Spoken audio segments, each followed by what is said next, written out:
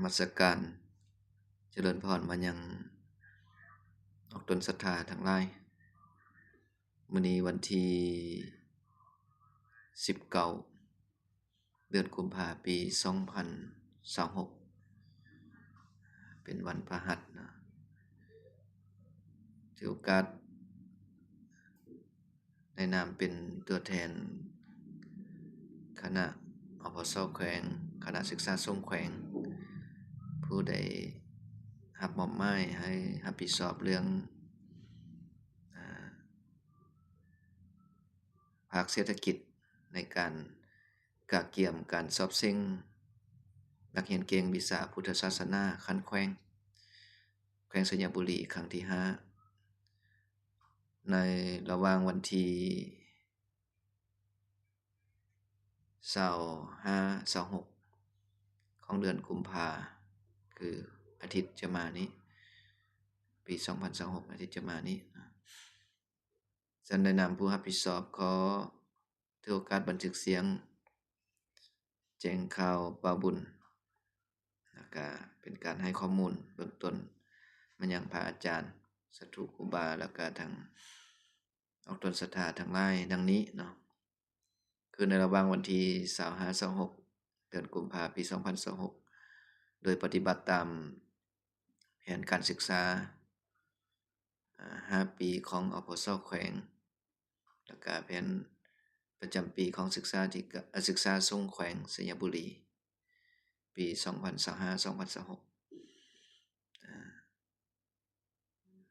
คณะศึกษาสงฆ์แขวงจึงได้จัดตั้งปฏิบัติกิจกรรมสอบเซ็งนักเรียนเก่งวิชาพุทธศาสนาคันแขวงครั้งที่5ประจำปี2025-26นี้อันหนึ่งก็เพื่อเป็นการปฏิบัติตามแผนของศึกษาที่วางออก2แล้วเพื่อเป็นการสุขยุส่งเสริมการศึกษาสงฆ์ก็คือการศึกษาเรียนรู้ทางพุทธศาสนาโดยเฉพาะวิชาบาลีธรรมวินัยพุทธประวัติในทันเทียวพระสงฆ์สามเณรภายในแขวงสัญญบุรีปัจจุบันนี้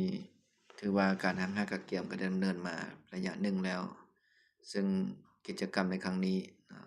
คาดว่าจะใช้งบประมาณอยู่จำนวน 47,910,000 กีบนะ 47,910,000 กีบคาดว่าจะได้ใช้งบประมาณพร้อมกับอาหารเพลจำนวน2คาบละ25ผ้าเขา25ผ้าจำนวน2คาบคือคาบอาหารเพลของวันที่25และอาหารเพล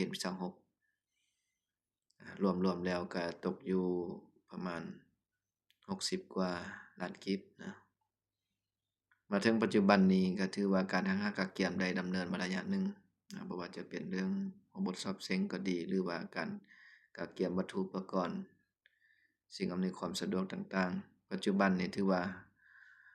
เฮาได้ศรัทธาประกอบส่วนมาแล้วก็คือ1ละแม่นค่าเดินทางของแต่ละเมืองจำนวนอยู่6เมืองที่จะมาร่วมการสอบเซ็งนักเรียนเก่งนี้ก็ถือว่าทางเมืองเพิ่นจะเป็นเจ้าภาพอุปถัมภ์เองทั้ง6เมืองตกอยู่6ล้านกว่ากีบ2แล้วแม่นศรัทธาอาหารเพลอันนี้ถือว่ามีศรัทธาเสนอความประทับแจ้งความประสงค์เป็นศรัทธามาแล้วเนาะก็คือวันที่25แม่นครอบครัวศรัทธาครอบครัวของท่านศรีวิไส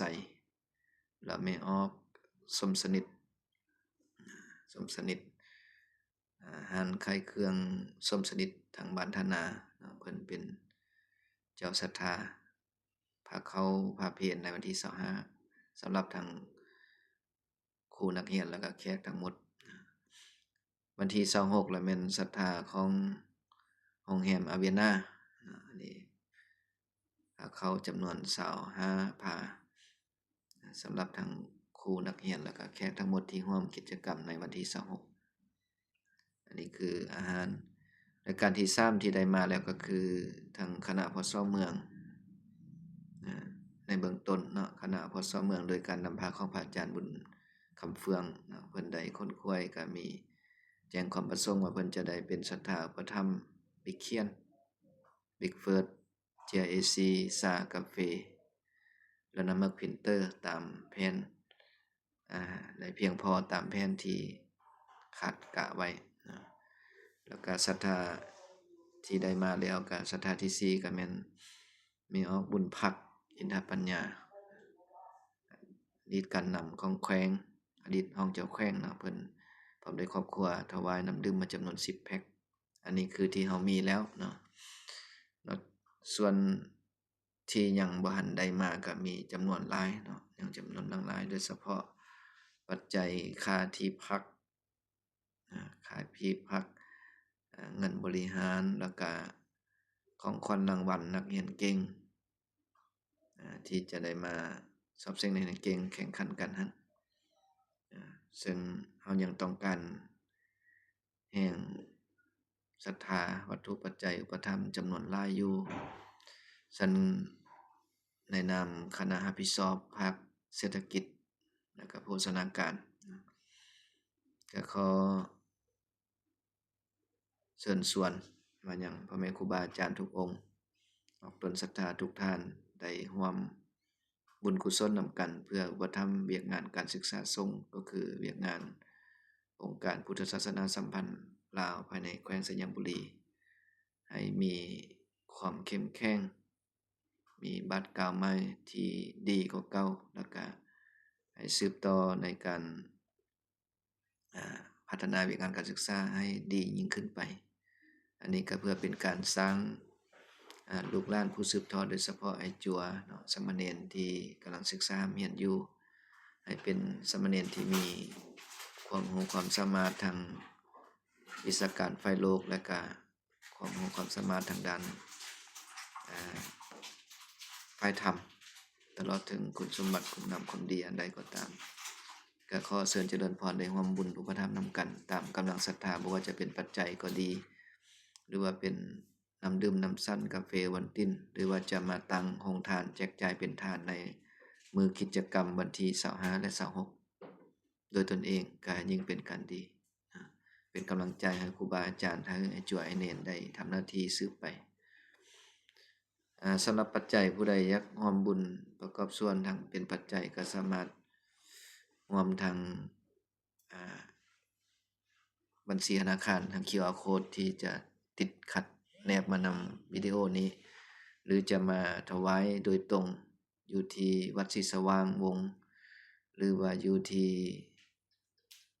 วัดบัญญังหรือวัดธนานำพระอาจารย์คำอ้อมก็ได้นะอันนี้หรือว่ารายละเอียดสามารถโทรสอบถามมาได้ที่เบอร์โทร22144166หรือว่าเบอร์โทร29095602ได้ตลอดเวลาเนาะฉันก็ขอโอกาสเพียงส่ำนี้ท้ายที่สุดนี้ก็ขออวยพรแด่ท่านครูบาอาจารย์ทุกองค์ตนศรัทธาทุกท่านที่ติดตามวิดีโอนี้แล้วก็ขอให้ประสบแต่ความสุขความเจริญสุขภาพแข็งแรงพระนามัยสมบูรณ์ปรารถนาสิ่งหนึ่งประการใดก็ขอให้ดังคำมักคำปรารถนาทุกท่านขอนมัสการเจริญพร